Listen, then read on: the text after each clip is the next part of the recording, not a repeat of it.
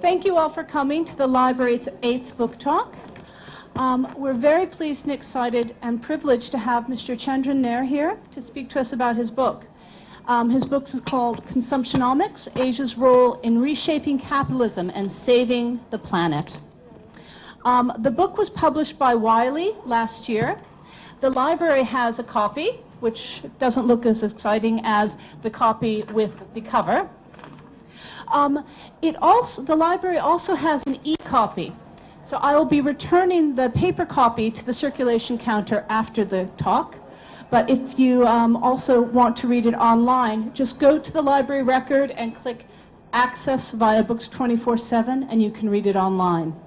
If you want to own it, you could also buy it at Swindon's or at Kelly & Walsh, or you can buy it on the Kindle from Amazon.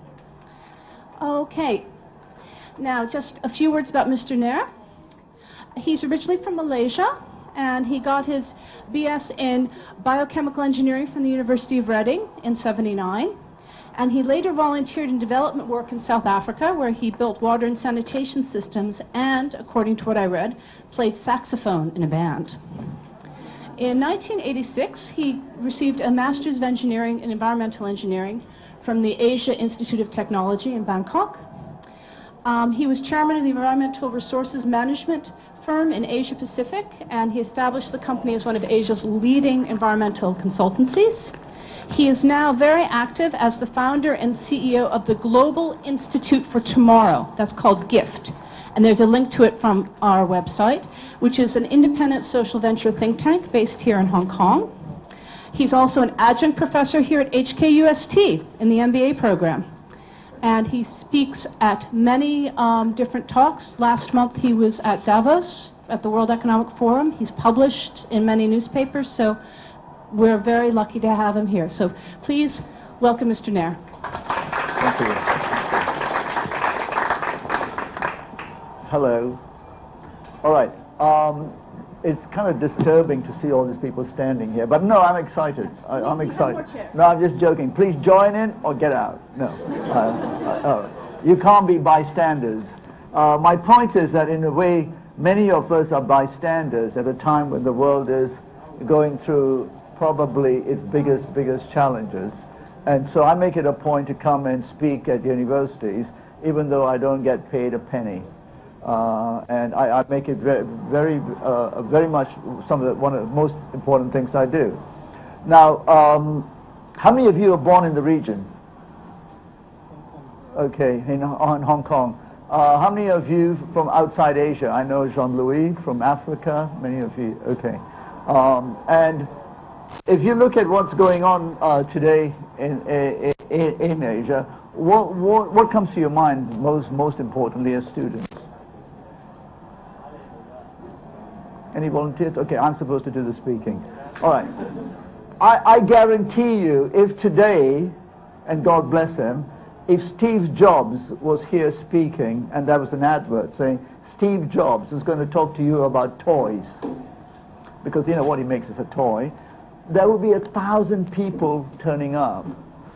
But when you advertise that Chandran Nair is going to speak about consumption and the end of consumption, I'm lucky if I get 50 people.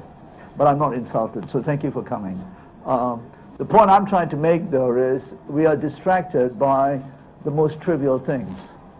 We make heroes of the wrong people. We learn the wrong things. And when I'm in business schools in particular, anyone from the business school here? Okay, and I've been in business schools where I teach as well. I'm brutal with the dishonesty at the heart of the business school's curriculum. And this is exactly the point I'm trying to make here.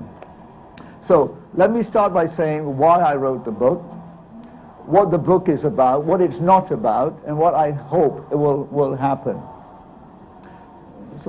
There's people having a party. Okay. The population of Asia at the moment is about 3.5 billion people. Yes? Anyone know that? Yes?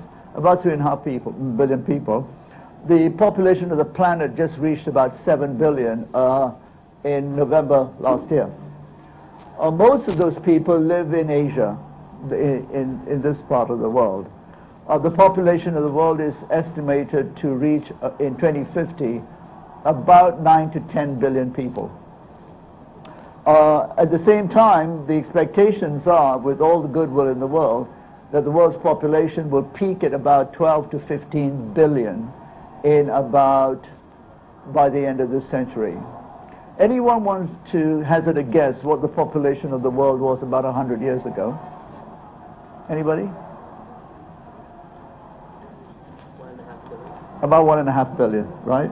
It reached a billion at about, actually a bit more than that. It reached a billion at about 1824, thousands of years of human existence, and then suddenly it's gone this way, right?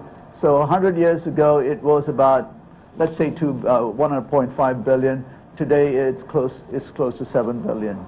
India's population at the point of independence, which was about 70 years ago, was about 300 million. 300 million people ruled by 20,000 Brits. Good business model. But today India's population is 1.2 billion. China's population at the time of the revolution was just under 500 million. Today it's about 1.3 billion people. Okay? Now, I'd like to start my discussion about consumption by going back 3-4 years. If you go back 3-4 years at the height of the financial crisis, you will all remember that one of the main things that Asia was being told was to do what? Can anyone remember? Asians were told, you laggards, you people who don't understand, please consume more, right? We were told that we don't understand the global economy needs rebalancing, meaning we need to consume more so that the Ponzi scheme called the investment banks can get back to normality, that we should consume more and rebalance global economy. Many Asian political leaders, etc., felt at that time great pride that their time had arrived, that after 2-3 centuries of subservience, intellectually, economically, militarily, etc., now Asia was being asked to take its rightful place on the global economy. We were going to be economic powers. So that was the big mantra. And if you were saving, you were seen as someone who didn't really understand. I mean, I was brought up in a family of 10, and I remember the most important thing I was told to do was save. I didn't have much to save, but I did save. Never in my life have I bought anything without having the money to pay for it. These were ingrained in many cultures in this part. But we were told, no, you can use now, you can use your house as an ATM machine, which is the American model. The average American, today I met a banker who said the average American has 5 credit cards. The average American owns over $2,000 in credit. So we were told, please consume more because it will rebalance the global economy. Fast forward from 2008 to 2009, and there was the Copenhagen Climate Change Conference. Most of you heard of that? Okay. If I'm speaking too fast or using words that you don't understand, please question me and stop me. In 2009, as we headed to the Copenhagen Climate Change Conference, you will all remember that we were being told by the same political leaders and business leaders who were saying that we should consume more, that the biggest challenge of the 20th and 21st century would be climate change, that we would need to adjust. That climate change was the biggest challenge to humanity. What was the message at that time? Anyone remember? We were being told that the Chinese and the Indians, the Chinese in particular, were terrible people. That the Chinese were polluting the world. That they had no regard for the planet, and they were not going to sign up to fancy economic instruments to curb carbon dioxide. The Chinese were made to be the bad guys. If you follow that debate, you will know that. The Indians, who were actually more obstructive, were not made to be the bad guys, because attacking commies is much easier than attacking the kind of good Democrats in India. But ultimately, the argument was Asia needed to reduce its emissions. Now, someone like me who's been working in this area for 25 years, is that an echo?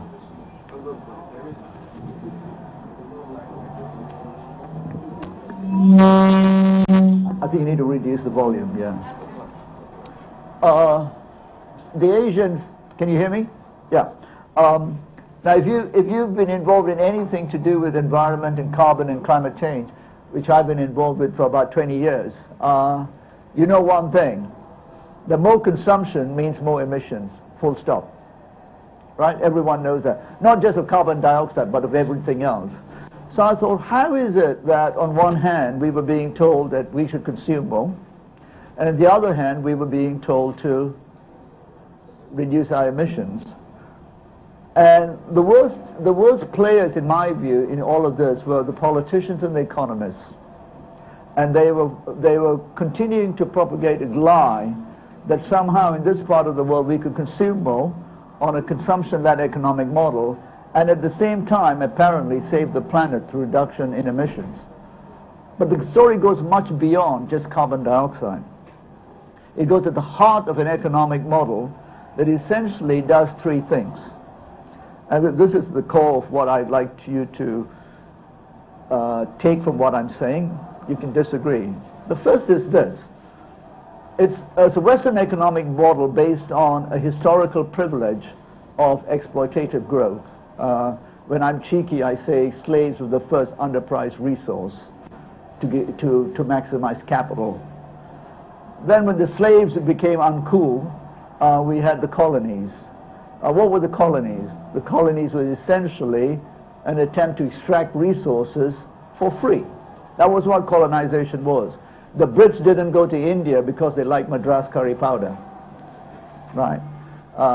They didn't come to China because they like wonton soup, okay? So they came because of resources. Clearly, that ability to go out and control was facilitated through to technology, various other things. But let's not hide from the fact that that historical need to control resources was what created the geopolitics of the 18th, 19th, and 20th century.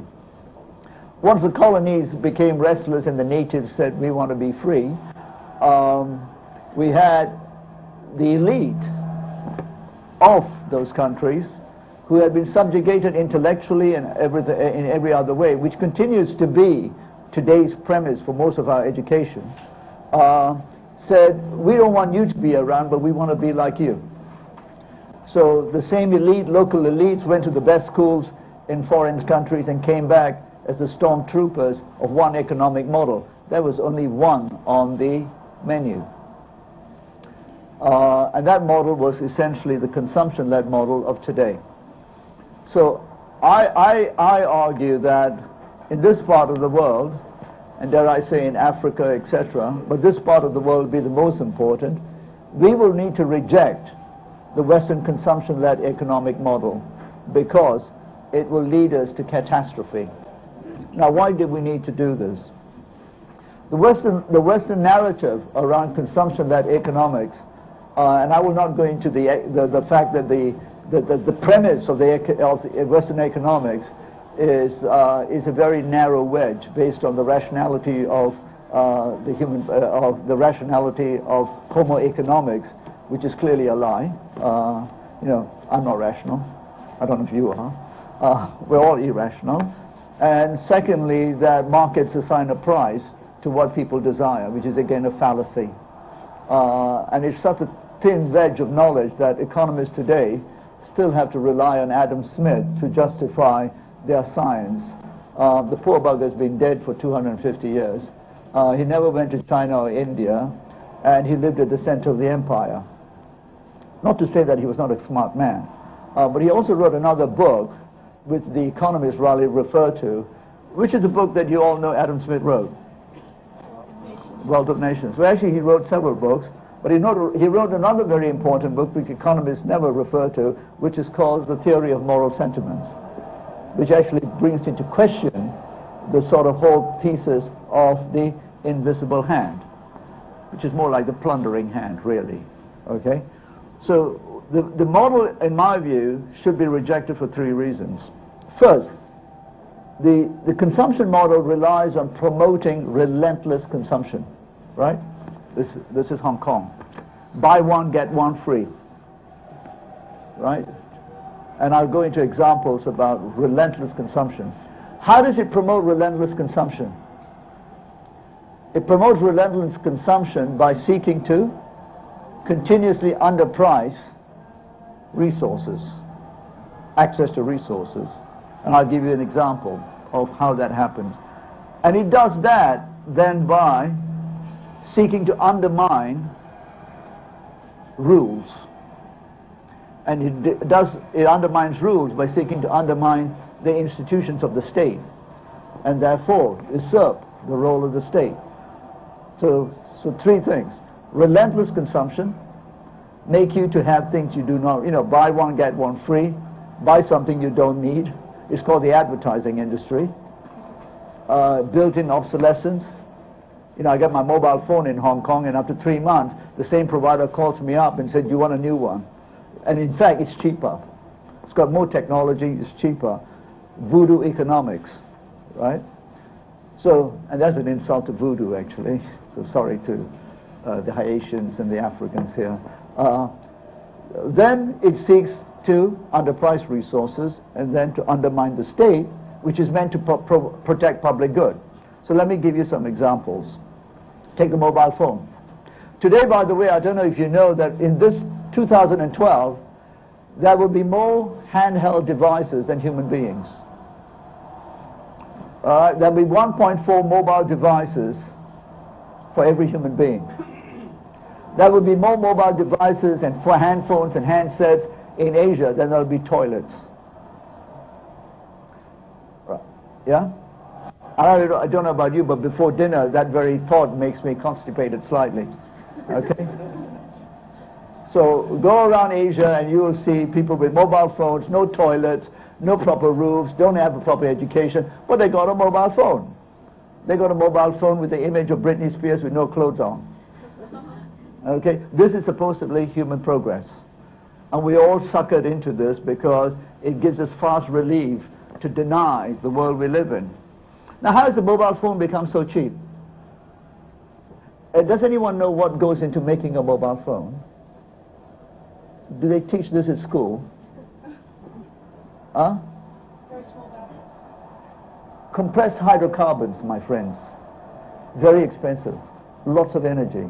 And then very importantly, you know all that flashlights you got there? Rare earths, metals. Very expensive stuff. All given to you for free.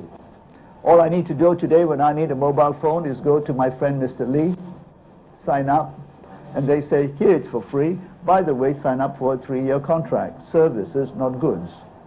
So it became free. What does that actually mean? I don't know if the economic students here, but it's called the externalization of true costs. Put it down the value chain, externalize it into the past or somewhere else. Shift the burden. So that's one clear example. Meanwhile, the toilet has become a luxury item. Go to India. I have this image of all these India IT geeks in Bangalore and Mysore walking around with their little gadgets trying to find the only sanitary toilet in all of the IT cities of India. Right? So how did the toilet become a luxury item? So we have got the economics of development wrong. We have underpriced everything. So let me give you another example of underpricing and the economic nightmare we have created. Let's take cars. Most of you have traveled across Asian cities. How many have been to most of you? Would you agree with me that most Asian cities are dumps? Except for a few. Okay, I'll not use the word dumps because relative. How many of you would agree with me that most Asian cities need cars like I need a hole in my head? I mean, even Hong Kong needs more cars like I need a hole in my head. Most Asian cities need cars like I need a hole in my head. Now, if you look at the car population in the world, and the car is seen as the engine of economic progress. It is the engine for economic growth. It is the precursor for everything. It was the all-American model, right? Today, the car ownership levels in the OECD countries, any guesses again? I don't know. I'd like to ask questions. It's about 750 cars per 1,000 people. in the OECD countries. China is already the world's largest car market. Any idea how many cars in China per 1,000 people? Anyone? 150. The world's largest car market now only has 150 compared to the OECD countries, which is about 750. What are we being told in Asia? You have a right to a car. Please buy more cars. The car companies are all salivating at the prospect of us poor Asians all having cars. India, car ownership, any Indians here? You look like you're Indian. There are about, to tell you the truth, only about 30 cars per 1,000 people in India. Let's call it 50. I have not been to an Indian city which I think, no, they need more cars here. I've not been to an Indian city. I've been to Indian cities where I said they need more toilets here. So India only has 30 cars per 1,000 people, maybe 50. Indians haven't even started driving. Now, what are we being told? We must have more cars, and car companies are looking at ways to reduce the cost of cars. You can buy cars on credit. In Malaysia, you can buy a car without having any money. Now, if Asians have car ownership levels like they have in the West, do you know how many cars we'll have on the planet? And this is coming, by the way. This is not science fiction, not Star Trek. It is coming. This will be televised. We will have 3 billion cars on the planet. This is simply not possible. The fuel to drive this is not going to be possible. The roads, the infrastructure to carry all of this is not being possible. Car owners, by the way, do not pay for the right to drive.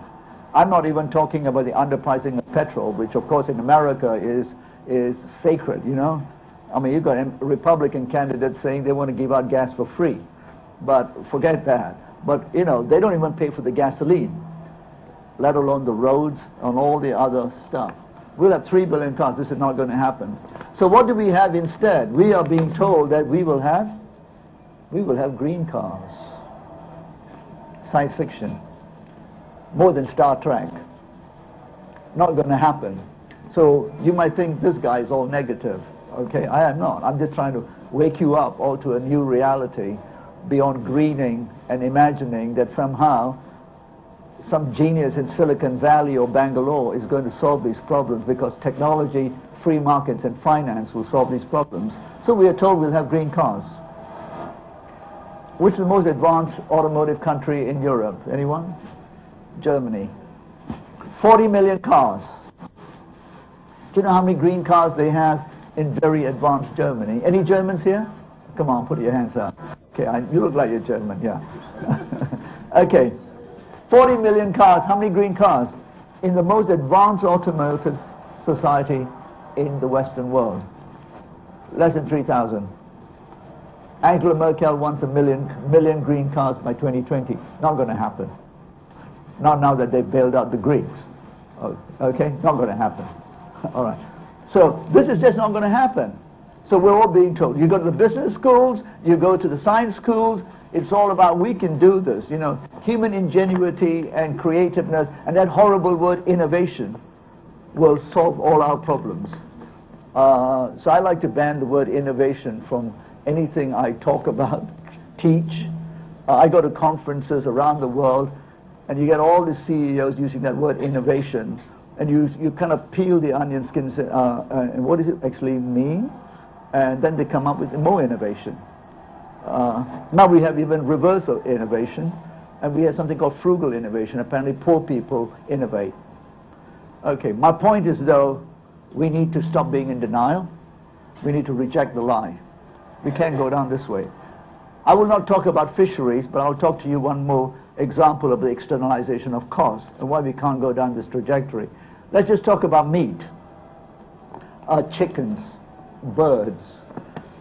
350 million Americans today consume 9 billion birds. That includes turkeys. Okay. 3.5 billion Asians today consume about 16 billion birds. 10 times the population, we today consume about 50% more birds, meat. What happens when we get richer? We all eat up the food chain, yes? We don't start eating insects. We start eating richer food. More pork, more meat, more chickens, and more fish. But I don't want to go near fish, because if I go near fisheries, you'll all be suicidal, okay? But let's just talk about meat. So when we get richer, we eat more fish, more chicken. There are mega industries supporting the industrialization of meat. Almost all meat you eat today is laden with toxics. And I'm not Greenpeace, by the way, okay? I'm not an activist. I'm just talking to you about facts. Vaccines, pharmaceuticals, all kinds of stuff. So today, if Asians aspire and eat, I think I'm getting some feedback, aspire to eat as much meat, which we're all being told. I'm told even the good Indians are now consuming more meat. This is terrible, okay? If we consume more meat, which we will along this current trajectory, by 2050, Asians will be consuming, do you know how many birds? Anyone want to guess? 120 billion birds per annum. Anyone want to create a nightmare about what that might look like?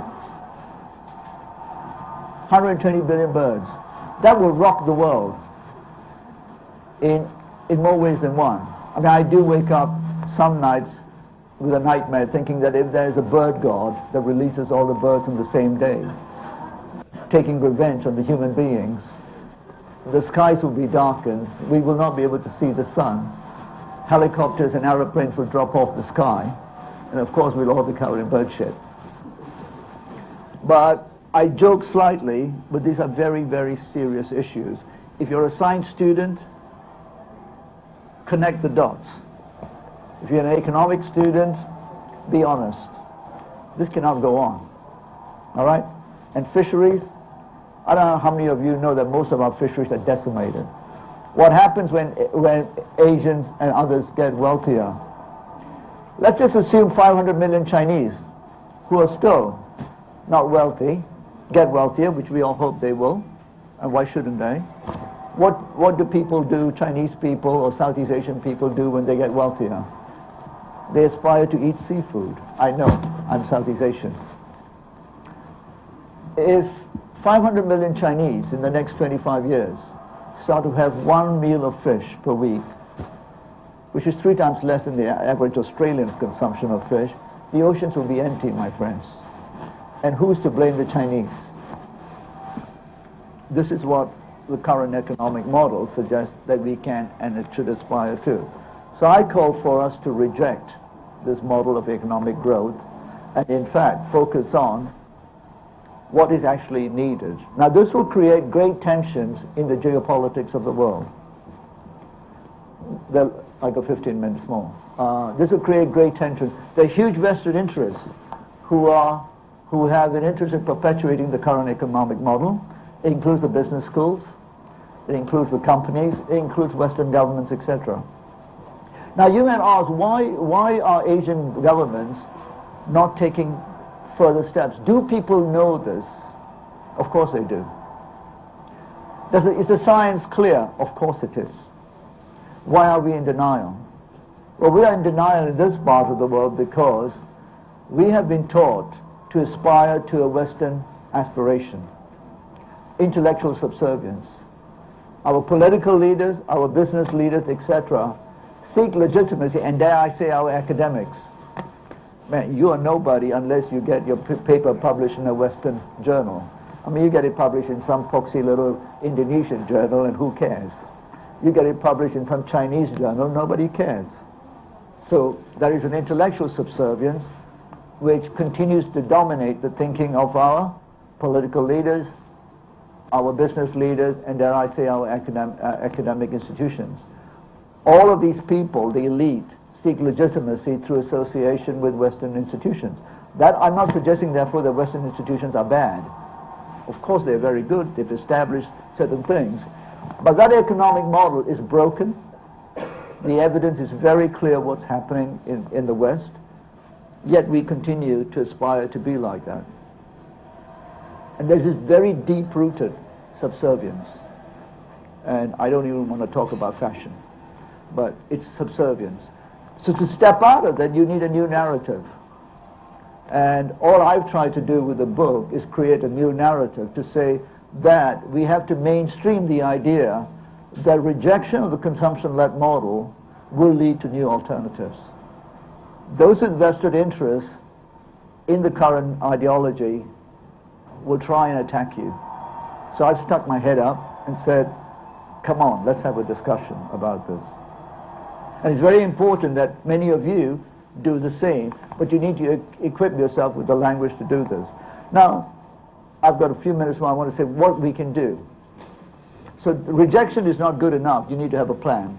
So what does that plan look like? It needs three key elements in my view. The first one is clearly the notion that in a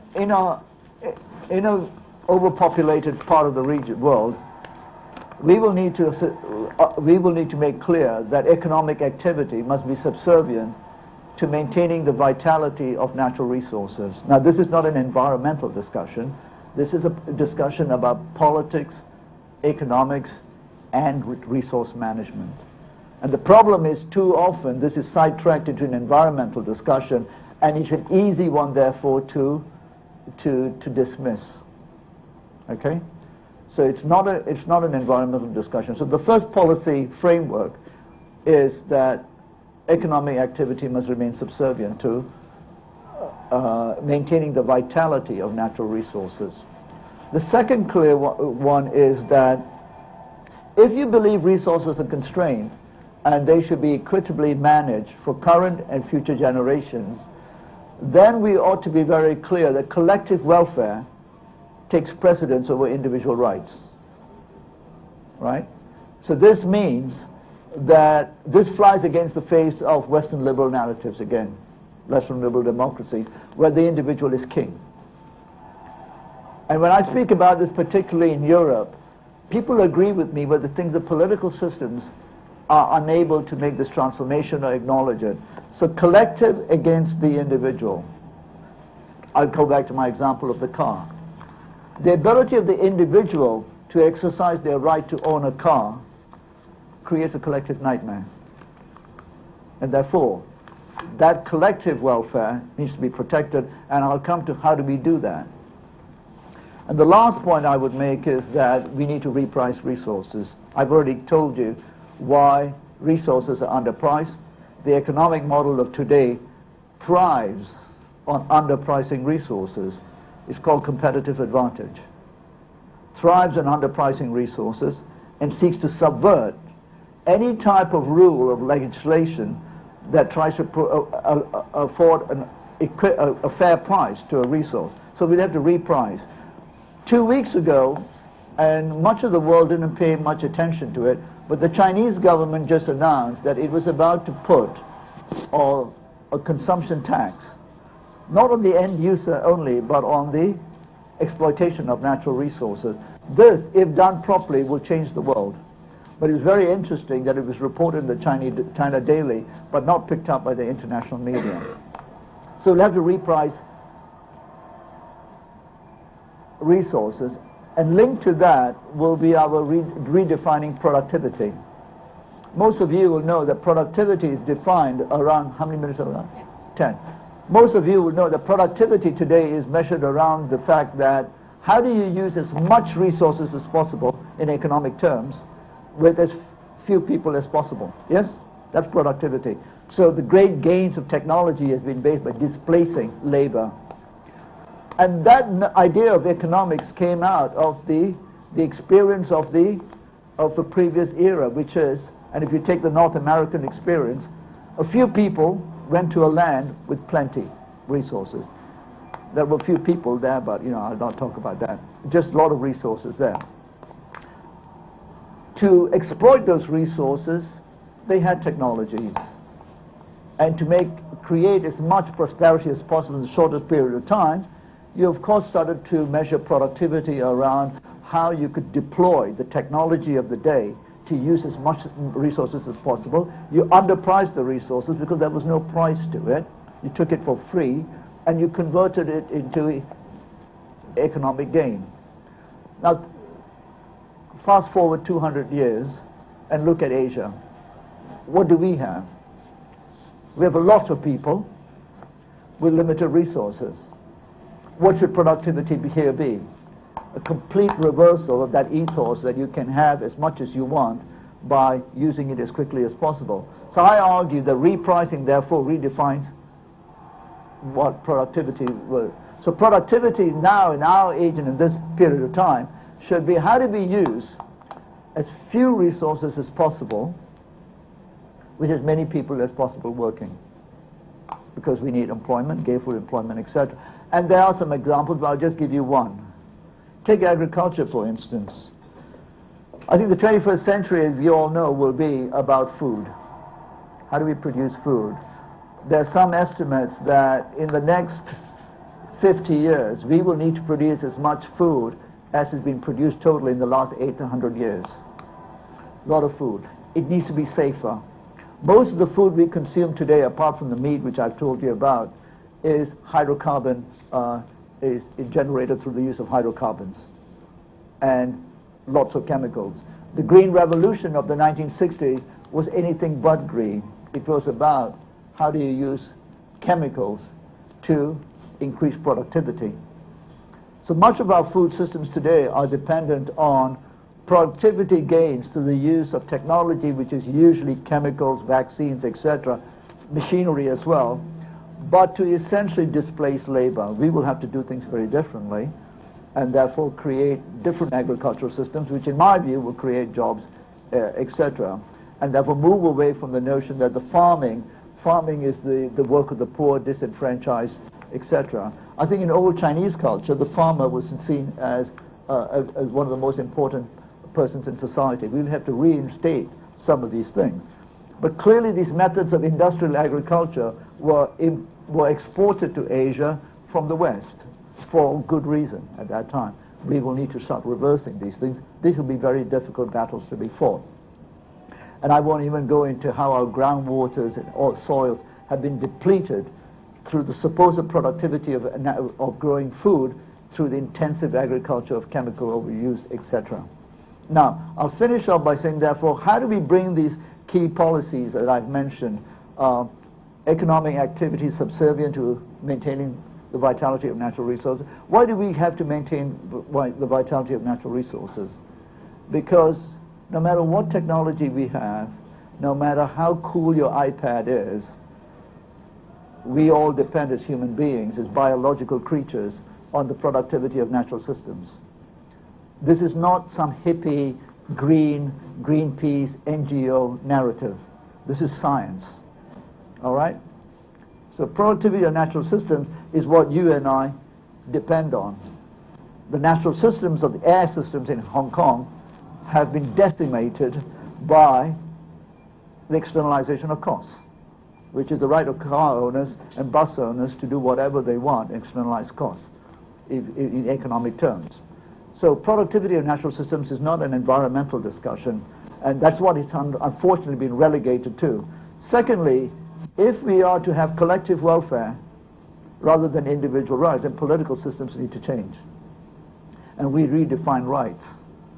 So rights in China, in the Western narrative, is can you protest in Tiananmen Square? That becomes human rights. It's a very different thing. Rights for me in the 21st century will be, therefore, 5 things. Rights to food, safe and secure. Water and sanitation. Most human beings today don't have access to safe water and sanitation. People like us who live in cities like this, where we go home, turn on the tap, think this is the norm. Actually, we are the freak shows. We, the ones, we who have access to sanitation, toilet, we are the minority. We are not the majority. So sanitation, then housing. 1 in 6 people today live in slums. That is projected to increase to 1 in 3 by 2050. 1 in 3. So housing becomes a key thing. 400 million Indians don't have access to electricity. 400 million, right? Not 40 million. And then public health. Not for the rich and famous, but for the people at the lower end of the economic scale. That would be a big issue. And of course, education. So how do we do this? I argue in the book that therefore we will need to create the institutions that help protect these rights. And if you look at what's happened in terms of this argument between free market capitalism and its supposed close link with democracy, etc., I think many of these notions will have to be challenged. What do we mean by rights? What are democratic rights, etc.? And therefore I argue in the book that the 21st century in Asia will very much depend on the institutions of the state being strengthened rather than weakened. I call for a strong state.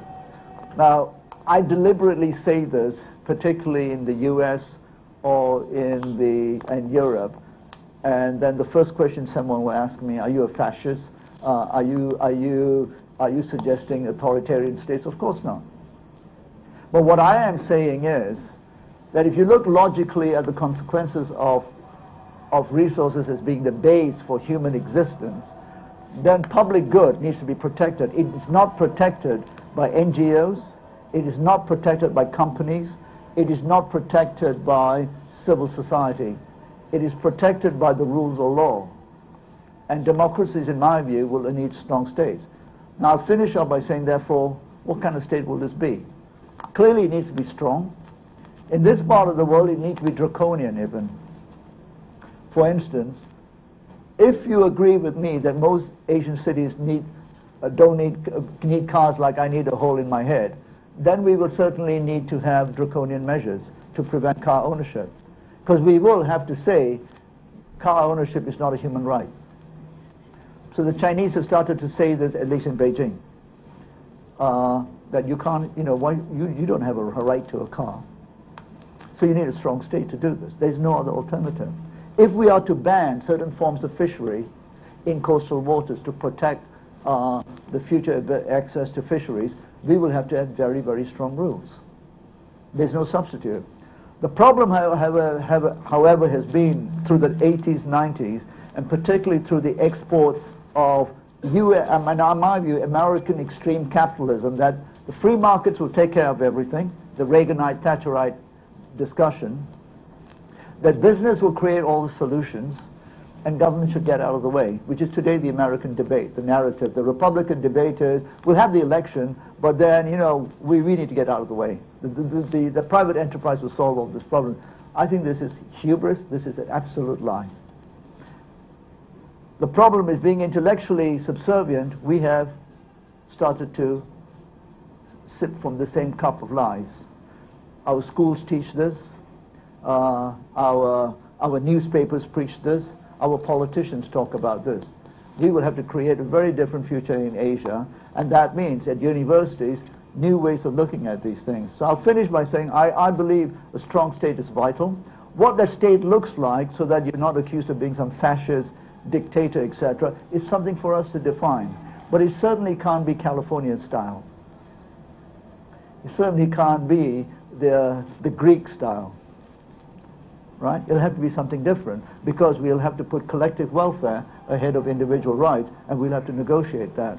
So I'll finish off by arguing, because I'm in a university, if today you went and looked up on the internet for a single PhD on the theme of the 21st century's biggest issue is resource constraints. I don't know how many of you agree with me, but if you're thinking, you should. That resource constraints are number one issue. Lots of people, what are they going to have? If resource constraints is the number one challenge of the 21st century, and now people are beginning to understand that, even our dear friends at McKinsey have come out with a report now called Resource Constraints, then we will have to suggest that we will have to redefine how resources are shared. I got 0 minutes. How resources are shared. What, therefore, does human progress look like, which is not about flat-screen TVs and iToys? And therefore, what is the rules of governance around how we are organized, and therefore, what is the role of the state? I guarantee you, you'll find none. So I'm going around universities in Asia saying, can we launch 1,000 PhDs over the next 10 years around this overarching theme, resource constraints? Therefore, what does prosperity look like? How do we organize ourselves? How do we constrain consumption? What are the rules of the game? What is the role of the state? Now, if we do that, then we start to have a different narrative. But I suggest to you, I'm not sure that this can be done at Wharton, Cambridge, Harvard. They're ideologically opposed to this sort of thinking. It needs to be done here. And people in this part of the world will need to support this sort of thinking, get the best minds, the young minds of this part of the world to start involved in this discussion, and allow this sort of work to seep into the consciousness of both the political mainstream, the business mainstream, and of course communities at large. Then we might find solutions. But if we send our best minds to the old world schools, then I'm afraid we will remain intellectually subservient and continue to think that the solutions are found in the West. I'll finish by saying I also argue in the book, I don't think these solutions can be found in the West, mainly because it is very difficult to tell those who've had so much, and this is not an anti-Western rant, to take the decisive steps to change the 21st century. It's impossible. And the political systems in the West, because they are based on short-term political cycles, drenched in money of the electoral system, particularly in the US, cannot take long-term decisions. So I leave us to think about this, and I ask you to think, which country, India or China, has a better chance of dealing with the issue of constraints in the short term? And I'll leave it at that. Okay, thank you very much. That was very fascinating talk. Now we have some time for Q&A, and some of my colleagues have microphones, and I also have a microphone. So who would like to ask a question? Okay, you and then you. Okay, hold on. I do agree that we probably need a strong countries, a strong government, a strong institution to implement those policies. But one problem is if the government is too strong, how to regulate the behavior of the government. Obviously, we need a judiciary branch, but if the judiciary branch needs to carry out the verdict, we also need the government to implement those verdicts. So how to restrain the power of the government through probably by establishing new institutions. Yeah, sure. I mean, this is exactly what I talk about the 1,000 PhDs. You will need strong states, and you will need the necessary checks and balances, etc. But what we can't have is a weak state, right? I am not pretending to suggest I have the exact formulation of what this will look like.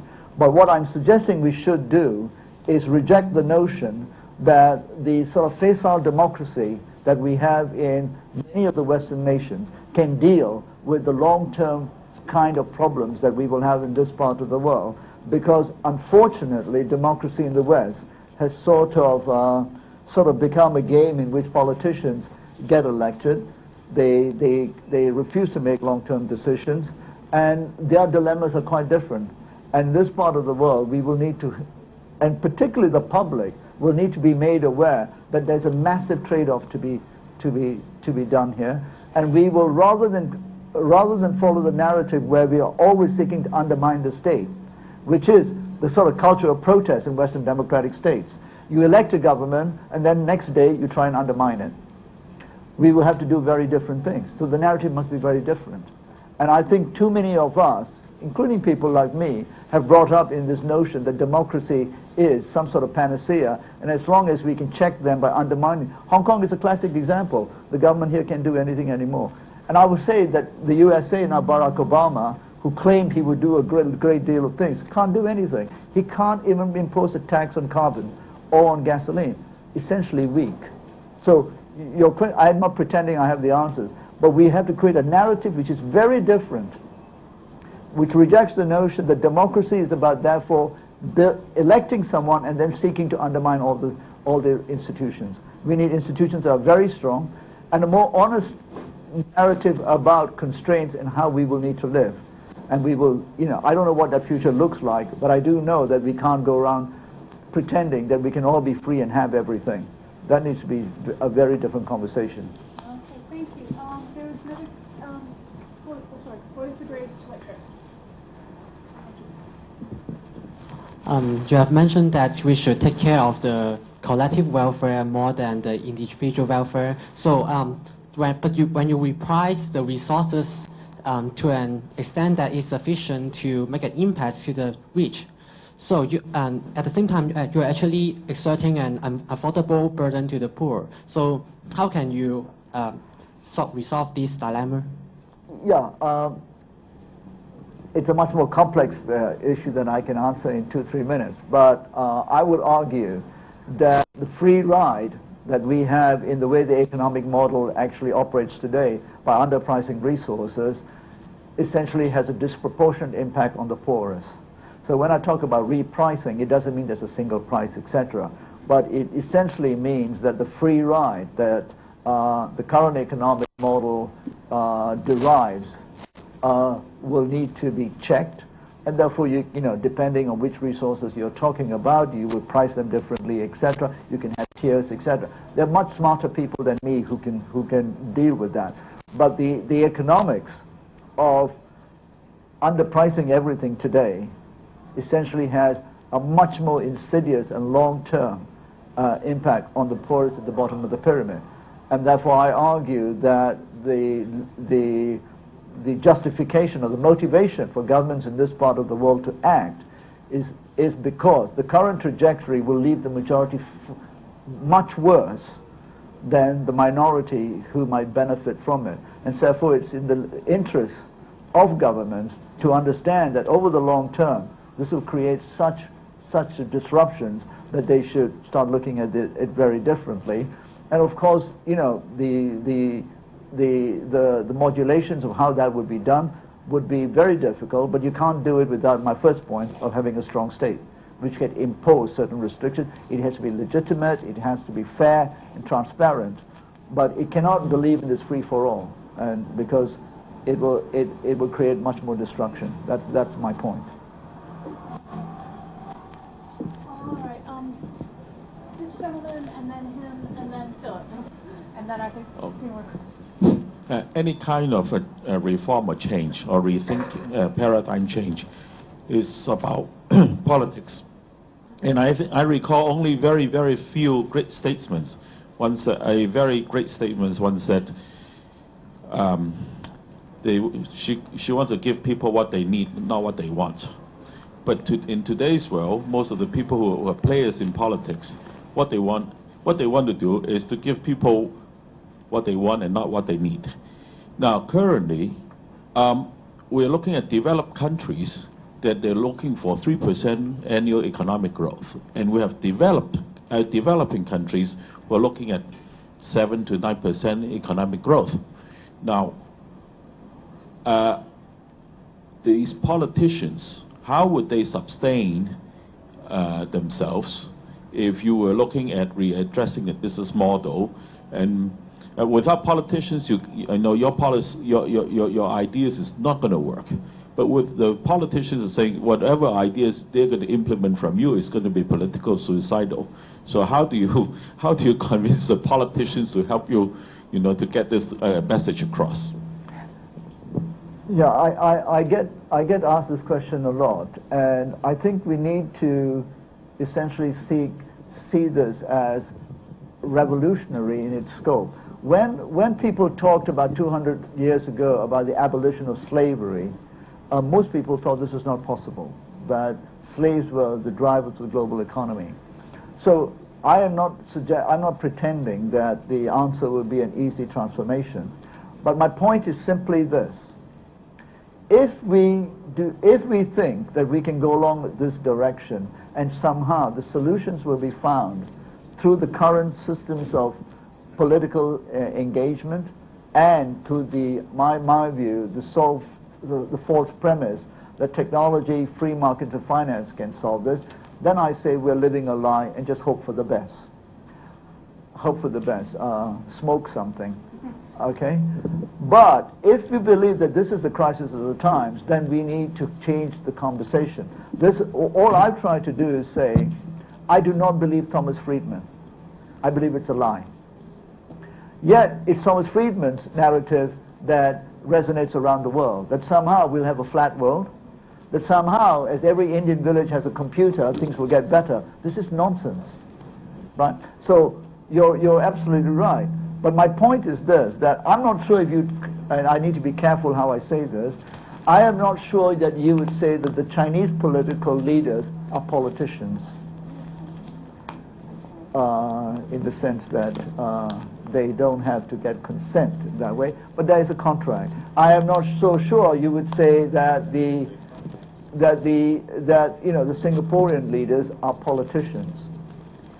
I will also say something a bit more risky and suggest that as we change this narrative, because we are subservient to the thought that the Western economic model and therefore political systems are more sophisticated, I think we need to accept that in this part of the world there's perhaps a greater degree of acceptance for authority.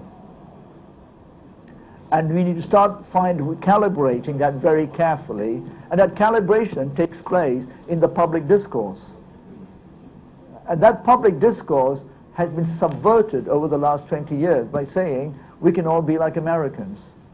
I mean, the amount of times I go to places where the narrative is about that must be the model. Now that model is very young, by the way, and it is not surviving, as we all know. So you have to create different narratives. All I'm trying to do is say, please, can you mainstream a different conversation? And that becomes very important. Now I would say, for instance, and I say this very openly, today, based on the political system, and I say the Chinese leaders are not politicians in that, the Indian political leaders are politicians. I'd rather be a poor Chinese than a poor Indian. Right? And two systems. Now, that is where we are today. So this part of the world must define the narrative. We must have the arguments. We must find out what this is. Not Jeffrey Sachs or Thomas Friedman or Joseph Stiglitz, as smart people as they are, because they don't really understand. And they would never argue, as I've noticed, that we need tough rules and draconian measures to curb the excesses of human consumption in a very crowded place. I think this is a conversation, if you have in Asia, people dig it, people get it. But you can't go to the USA and say, how about a one-car family policy? Okay, there's a question over here, and then we'll have one final question over here. Mr. Nair, you speak like a prophet. No. You can't be a prophet in your own town. You know what happens to prophets? I don't actually, but they get slayed, I think. Now, it's a very, very thought-provoking kind of statement to make, but I see a hole in your argument. I'm sure. There are many I holes. think your argument is an argument of success. In other words, you look at China's model, and you see the absolute state control is a much more efficient way of handling economic crisis, more effective in a way, right? But one point you make kind of disturbs me, because you are somewhat or very contemptuous of innovation. Yes. Now, I want to ask you, is that because innovation is based on individualism, and you are arguing in favor of the collective? So I'm asking you whether or not, in China's case, you could have a strong government, and yet you could still promote innovation. Okay. Why is innovation a dirty word? Okay, sorry. I am prone to flippant statements sometimes, and therefore suggest that I have holes in my argument. My argument is actually bulletproof, but being more serious, I'm an engineer, so I cannot be against better creations. Okay. My problem, the flippancy of my argument, what my statement was that, as someone who goes to conferences everywhere, I'm just tired of business people talking about innovation and not explaining what they mean, right? And typically innovation in the sense of the nomenclature of how it's used in academia, etc., is all about technological innovation, right? I say innovation, if you want to talk about it, The biggest innovations of the 21st century will not be technological innovations. They will be the question you asked, how do we organize ourselves? Now, you don't get prices for innovations around those ideas, but you get prices for innovations, making another toy. And that's my problem with that use of that word. And I think it's a disservice to innovation that it's used so cheaply, just like the word sustainable, by people who use it as an escape button, not to explain themselves. And I think that's the flip. That's the denial of the issues that I'm trying to discuss. And I go to a lot of these forums, and this word is used, and no one explains it. So that's my point. I suppose I leave you with the thought that I'm not against innovation at all, but I want people to explain what they mean. And let's face it, innovation can be good and bad. You know, in fisheries, I think there's been no technological innovation that has helped fisheries. Okay? But I think the greatest innovations of the 21st century will not be technological. They need to be around political and social systems. But you don't get a Nobel Prize for that. Okay, thank you. We have one final question over here. So from what you're saying, I understand that our subservience to Western ideas has made us adopt their understanding of productivity. And development and human progress. Yeah. Yes. So in this case, we're sort of giving up some Asian values. Maybe. I'm not a big fan of the Asian values thing. But, you know, they are all cultures. They are norms. We're giving up much of the learnings from there. Yeah. I think there is something. But be careful not to get into this Asian values. Yeah. We are superior, etc. No. But that's on a macro level, you're trying to define productivity. But on a micro level, what value should we still hold on to if you want to change that definition of productivity at a macro level? Man, what's that question? Okay, I'll try and answer that question. I mean, I can only speak about I'm not an economist, and that's kind of not an apology, but I think at the macro level, it's the most important thing that has to change in sort of macroeconomic policies. So if you all know that there is a whole stream of discussion going on about my underpricing issue, which to do with the Apple iPad. How many of you have followed that discussion? There's a very interesting Chinese NGO who's writing vigorously about this, which is I've been talking about this for 2 years, and suddenly it's a big issue. What do you think is the true price of an iPad? How much is it in Hong Kong? $500? 500-600. I would argue the true price of an iPad is probably $10,000. And I love to be proven wrong by 10,000 PhDs looking at the true cost of a burger, a car, an iPad, and all the toys. Right? My point is, we have to price these things properly. Now, so productivity now for Foxconn, who make the iPads for Steve Jobs, bless him, Microsoft, is based on how quick can we make this by regimenting the process. Unfortunately, those systems create great social stresses, and young workers started to jump off buildings. Foxconn thought, solution, let's put some nets around the buildings. Let's catch them as they drop. Then that solution didn't become, too cool. So what is the solution now around productivity? Is we can maintain the productivity, we can get rid of these pesky human beings who we're treating like, chickens in sort of battery cages by doing what? We'll have robots. Now, you tell me. So that is productivity at the macro level. Does a country with 1.3 billion people need more robots? I mean, I don't know. But today, the economic voodoo economics we have, has made it clear in the business model for Foxconn and Apple that the price of capital today is cheaper than the price of labor in China, so he's better off going to robots. Foxconn will apparently have 300,000 robots working across these factories in China in the next 5 years, with 1 million coming up. So I'm not against robotics, by the way, okay? I have very good friends in Japan where robots can play an important role. But, the dark side of that is a very senior Japanese tech guru I know said, today in Japan, they have the ultimate. Robots making robots in dark rooms. No lighting needed. But in China, India, do we need more robots? So the productivity issue is exemplified by that example. But the current economic model incentivizes us to go this way. But I'm assuming that the Chinese government will impose a huge tax on the worker called the robot, and then change the economics. But this comes back to how do we therefore reshape? So if you got a robot, you got to pay a tax of, I don't know, $50,000 a month. Then you'll decide that maybe people are better. Okay. Well, thank you very much for this very stimulating discussion.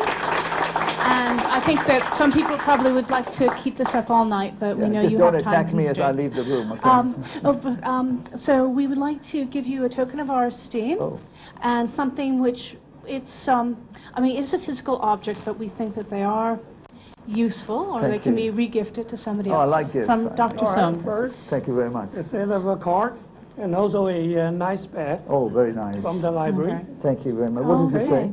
Good. Thank you. Thank you. Okay. And so, thank you very much, Mr. Nair. And so everyone, as I mentioned before, we have the book in the library. We have the e-copy available through the library's record. So please, one more round of applause for Mr. Thank you. Nair. Thank you. Okay, thank you all so much for coming.